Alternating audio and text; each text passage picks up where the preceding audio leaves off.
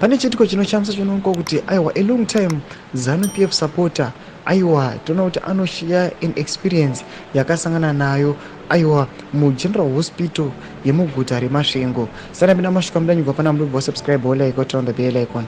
Tichipinda panapa muchenjeri ndionyera vachiti I was deeply touched that this man who had always responded directly to my articles by defending the ruling elite was humble enough to admit to me his realization that his party had run down the country.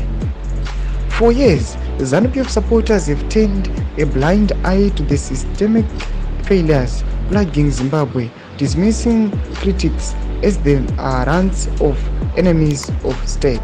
The health care crisis in Zimbabwe has reached a critical point. Hospitals, which should be sanctuaries of healing, are instead places of despair.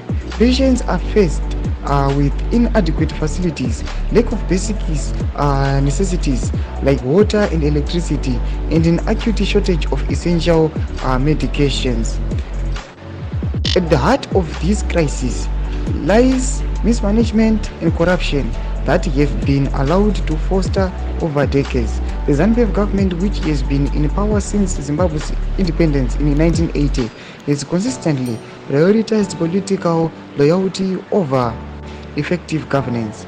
Instead of investing in healthcare infrastructure and ensuring access to essential services, resources have been siphoned off into private hands, creating a system where the rich can afford treatment while the poor are left to suffer.